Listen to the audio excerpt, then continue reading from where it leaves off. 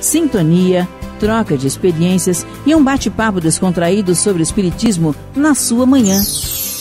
Deusa Nogueira explica a mediunidade no nosso dia a dia. Começa agora, na sua Rádio Rio de Janeiro, o programa Conversando sobre Mediunidade. Olá, amigos ouvintes da Rádio Rio de Janeiro. Meu nome é Deusa Nogueira, estamos nós conversando sobre a mediunidade. E conforme prometido, para você que está chegando hoje, meu amigo, nós vamos estudar a 15ª obra de André Luiz, Desobsessão, que nós não estudamos na série regular, né? E aí vamos estudar agora, que tem tudo a ver com a nossa conversa sobre a prática mediúnica. E dessa vez, nós vamos ler o prefácio de André Luiz, recebido em Uberaba no dia 2 de janeiro de 1964, através do médium Valdo Vieira. E André Luiz começa falando assim para nós. É muito interessante quando a gente vê dois espíritos, né? O nosso Emmanuel, ele traz sempre a questão evangélica, né? Ele dá a questão evangélica para o nosso entendimento, nossa meditação. Já o André Luiz, vamos ver como é que ele vai trazer essa questão da desobsessão. E ele começa dizendo assim: terapêuticas diversas merecem estudos para a supressão dos males que flagelam a humanidade. Antibióticos atacam processo de infecção. Institutos especializados examinam a patologia do câncer. A cirurgia atinge o coração para sanar o defeito cardíaco.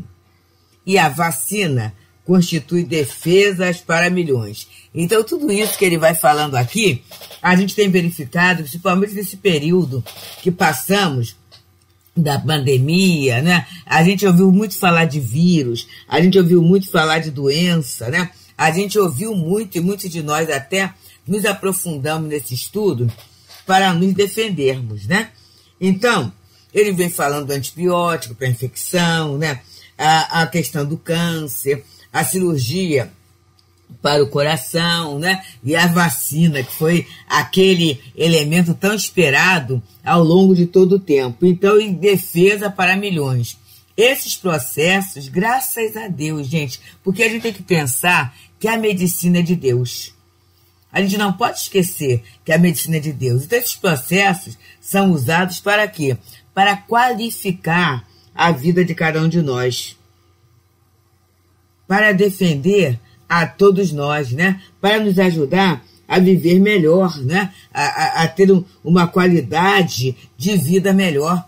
Já que, se a gente quiser e se a gente estiver atento, a partir de Jesus, a partir do Evangelho, a gente não precisará de tanta dor para o aprendizado. A gente já pode se lançar ao movimento do amor, ao movimento da valorização da nossa própria vida. Essa ideia de Deus amplamente difundida, ela nos leva a esse grande trabalho de valorização, de autovalorização, né? De entendimento da nossa vida. Então, esse recurso da medicina vai amenizando as nossas dores, né? Eu estou falando da medicina humana. E cada vez mais, essa medicina conjugada com a medicina espiritual, a gente vê os recursos muito, muito bons. O recurso da prece, do bom pensamento, né? Da alegria, tudo isso servindo para qualificar a nossa existência. Mas aí André Luiz fala assim: ao lado, porém, das enfermidades que supliciam o corpo, encontramos aqui e além as calamidades da obsessão que desequilibram a mente. Então ele já começa a fazer assim o trabalho, né, uma comparação entre a obsessão, né, que trabalha, que suplicia a mente, e as enfermidades corporais. E é muito interessante que para as enfermidades corporais a gente tem o antibiótico, a questão do câncer, né? A quimioterapia, a radioterapia, a cirurgia para as questões cardíacas, a vacina. Para o corpo, a gente está caminhando. Comprimidos, injeções, a parte terapêutica, muito bem. E aí ele vem falando que ao lado dessas enfermidades, a gente tem as calamidades da obsessão que desequilibram a mente. E aí ele vai dizendo para nós que para lá das teias fisiológicas que entretecem o carro orgânico, de que se vale o espírito para o estado educativo no mundo, é possível identificar os quadros obscuros de semelhantes desastres, nos quais as forças magnéticas desajustadas pelo pensamento e desgoverno assimilam forças magnéticas do mesmo teor, estabelecendo a alienação mental, que vai do tique à loucura, escalando por fobias e moléstias fantasmas. Então, gente, eu vou parar aqui no meio do parágrafo, que ele vai analisando esse sofrimento humano, porque vamos pensar, meus amigos, que o trabalho espiritual, né? O trabalho desses amigos espirituais é para, sim, a gente evoluir sem grandes dores, embora eles saibam que a gente escolha essas dores. Então a medicina humana, quanto de intuição, quanto de apoio, quantos encontros na vida espiritual, quantas reuniões para que seja descoberto um remédio que auxilie, né, a amainar essa dor física. E aí ele vai falando dos quadros obscuros, desses desastres, das calamidades da obsessão. Então ele vai dizendo, as forças desajustadas pelo pensamento e desgoverno assimilam forças magnéticas do mesmo teor, estabelecendo a alienação mental. Olha que interessante André Luiz falando, que vai do tique à loucura. Tique são aquelas manias que muitas vezes se consolidam em gestos repetitivos, né? Determinadas situações que não fariam parte da rotina normal da criatura, né? Então, desde o andar, não pisar em linha quanto anda, né? A pessoa vai andando pulando, até determinadas manias de ficar contando placa de carro, certas questões assim, né? De até as coisas mais sérias, de lavar a mão toda hora, não pela questão, não porque a mão está suja, mas por uma mania, às vezes até certas simetrias, certas questões que a gente vai desenvolvendo ao longo de uma encarnação. E essas questões elas vão crescendo. Desde essa questão do tique, que na verdade só incomoda a própria pessoa, a própria alma, né? Às vezes nem incomoda, a alma não se sente incomodada, mas às vezes está até escondido, né? Até as situações em que eu começo a ter uma abrangência maior, em que os efeitos começam uma abrangência maior na minha vida social, levando até a questão da loucura. E aí ele fala aqui, escalando por fobias e moléstias fantasmas. Meus amigos, quantas situações assim, né?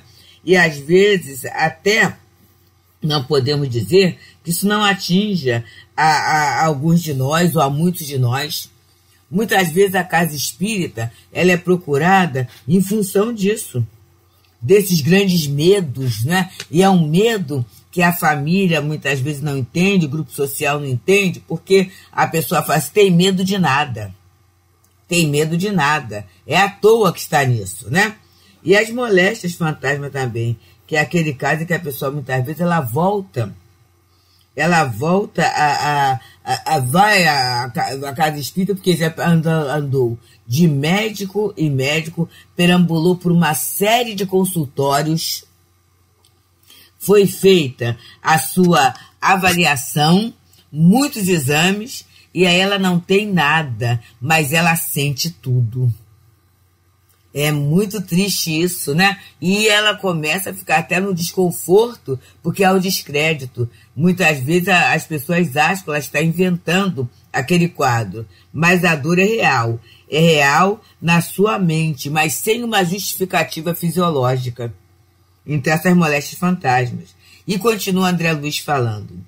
Vemo-los instalados em todas as classes, desde aquelas em que se situam as pessoas providas de elevados recursos da inteligência, aquelas outras em que respiram companheiros carecentes das primeiras noções do alfabeto, desbordando, muita vez, na tragédia passional que ocupa a atenção da imprensa ou na insânia conduzida ao hospício.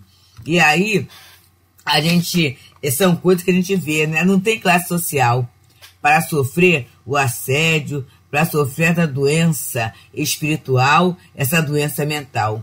Tanto as classes mais desenvolvidas intelectualmente, quanto os analfabetos, como também aquelas classes mais abastadas, como as classes mais pobres, né, menos favorecidas socialmente, economicamente, todos esses sofrem.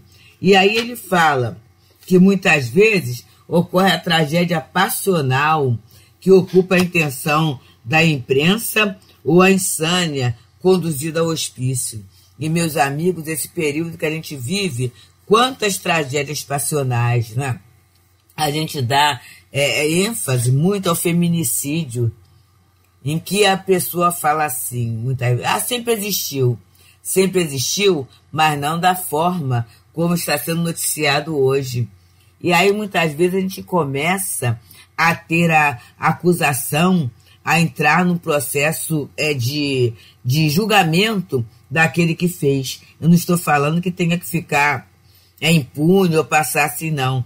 Mas em quantas situações ele é instrumento de um processo obsessivo, né, que leva a criatura até a matar o outro, né? Ele fala, ou na insânia conduzida ao hospício. Há diferentes manias, né? Há diferentes questões em que a pessoa tem a perda do seu contato social regular e normal.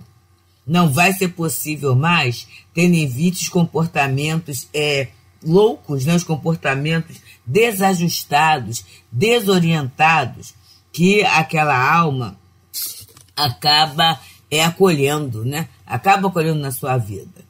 Então, meus amigos, é por isso que a gente vai estudando essa obra belíssima, Desobsessão, 15ª obra da coleção André Luiz, em que nós não estudamos no estudo regular das obras, mas agora, como se trata de uma conversa, e o tema específico é Desobsessão, a gente está tendo oportunidade de lê-la, de trabalhá-la no programa da Rádio Rio de Janeiro, o programa da Rádio Rio de Janeiro.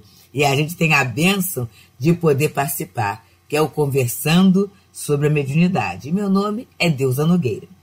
E continua André falando para a gente assim, isso tudo sem relacionarmos os problemas da depressão, os desvarios sexuais, as síndromes de angústias e as desarmonias domésticas. Olha, ele está trazendo aqui 64, gente, né? A questão da depressão, que acaba sendo o mal do século, né? 1964 foi o século passado. E hoje, no século XX, é muito comum. E a depressão ela aumentou tanto que muitas vezes o diferente a gente não vê. A pessoa acicatada, né?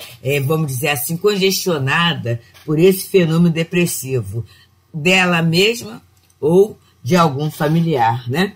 Então, a depressão, os desvarios sexuais, é interessante que hoje, quando nós vínhamos acabando a atividade física, um grupo de nós conversávamos sobre essas questões. Então, uma companheira muito delicada, atenciosa, falou assim, olha só, se você vê os filmes, aí tá lá, classificação etária, 10 anos, 12 anos, mas aí você vai ver aquele filme, tem cenas de sexo que não seriam apropriadas por aquela idade. E aí uma outra falava de algumas séries, né, em que assim é só desvario, é só dificuldade, né, é só descompensação. Então, esses desvarios sexuais aparecem através da mídia e muitas vezes as pessoas querem copiar aquele comportamento na sua vida comum. E como ele falou anteriormente, que na verdade, né, o pensamento em desgoverno assimila a força magnética do mesmo teor, a gente imagina o desserviço, né, desses filmes, dessas séries, para aquele que vai lá na sintonia. Olha a movimentação espiritual menos favorável, desequilibrada, que vai acontecendo, né? Os espíritos desequilibrados. E aí ele começa as síndromes de angústias e as desarmonias domésticas. E essa questão da angústia é muito sério, gente. Muitas vezes angústias sem motivo, não tem motivo de estar angustiado, mas a pessoa começa a sentir aquele grande mal-estar, aquela grande insatisfação. E muitas vezes isso vai evoluindo até para as ideias suicidas, as ideias de abandono da existência. E levando a desarmonia doméstica também, por quê? É a impaciência, é a intolerância, é a dificuldade de conviver com seu irmão, de aceitar o outro tal como ele é, a imposição de pontos de vista, levando a essa grande desarmonia. E ele continua dizendo: espíritos desencarnados e encarnados de condição enfermiça sintonizam-se uns com os outros, criando prejuízos e perturbações naqueles que lhes sofrem a influência vampirizadora, lembrando vegetais nobres que parasitos arrasam, depois de solapar-lhes todas as existências. Então, é esse processo de sugar a resistência que a gente às vezes pensa logo na energia física, mas muitas vezes são as resistências morais que se veem minguadas do assédio. E esse assédio acontecendo e dependendo do ambiente que se vive, quando eu falo ambiente, não é um ambiente físico, é um ambiente moral, em que a criatura cultiva, ela acaba fortalecendo essa ocupação da mente por questões que não são agradáveis, que não são condizentes com a dignidade humana. É bom pensar, não é uma questão religiosa, mas é a questão daquilo que eu quero, daquilo que eu preciso, né? Daquilo que eu estou escolhendo. Então, quantas vezes a minha escolha está um desrespeito que eu faço à minha própria condição humana, à minha própria condição de ser inteligente da criação, à minha própria condição de filho de Deus. É no momento em que eu permito o desgoverno da minha vida mental. E aí ela não começa pronto. Ele começa por uma sugestão aqui, outra sugestão ali, um hábito que eu abraço aqui, outro hábito que eu abraço ali. E daqui a pouco eu estou num grande campo, num campo de muita confusão. E aí, por essa experiência, ou por essa, vamos dizer assim, por essa pressão dos próprios espíritos semelhantes a mim, então já não é só a minha mente que está desgovernada. Teremos outras mentes desgovernadas na necessidade, na necessidade não, no vício sendo satisfeito.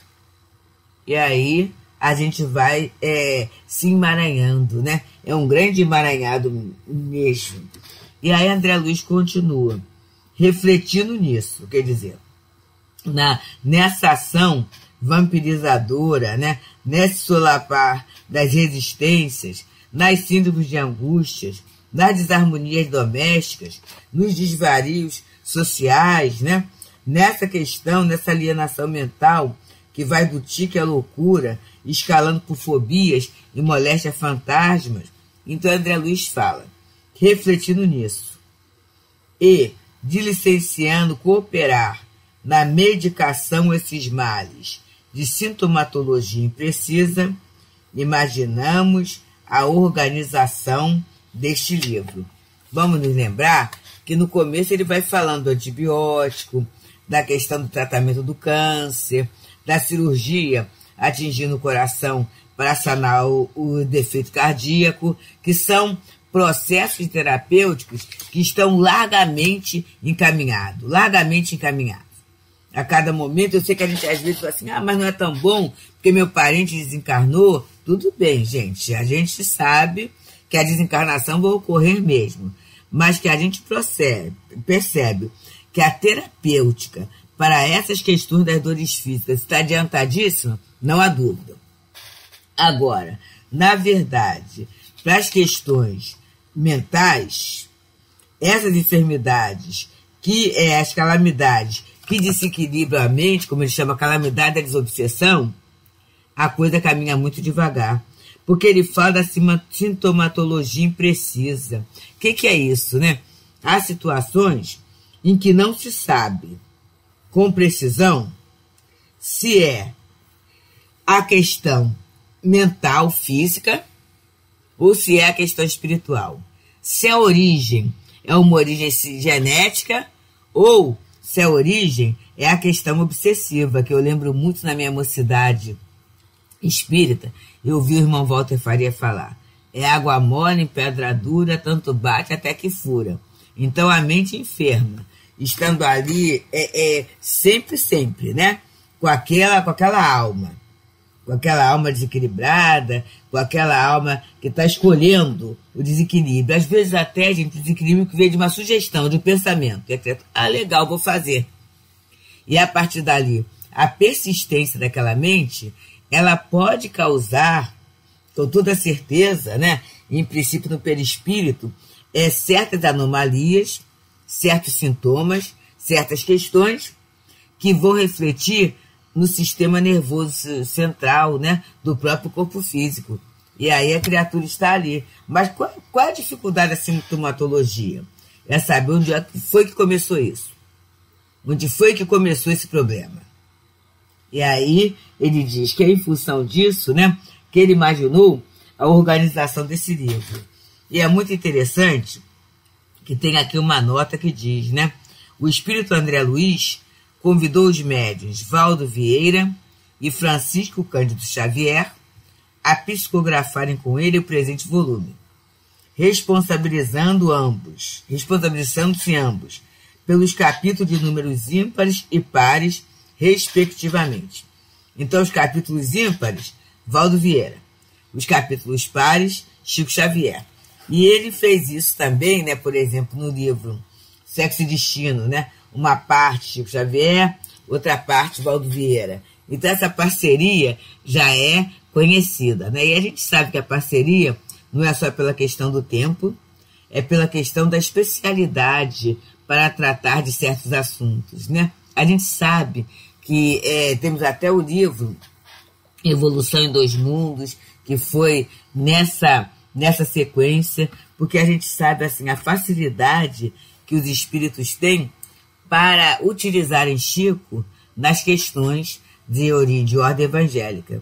E a facilidade que os espíritos têm para acionarem o Valdo Vieira nas questões científicas, né? Já que ele era médico, então estava tudo assim, como a gente fala, muito fresquinho na memória, né? Para ser utilizado. Então, os espíritos também, é importante saber disso, eles procuram em nós o que nós temos a oferecer. E daí a necessidade do estudo, a necessidade do cultivo, né, de pensamentos nobres, de ideais, para quê? Para que a gente possa ser a cada momento um bom instrumento. Às vezes não é nem para servir o outro, mas para sermos intuídos numa questão que nos aflige. Pensamos nisso, meus amigos. Muita paz. Deusa Nogueira explica a mediunidade no nosso dia a dia. Programa Conversando sobre Mediunidade.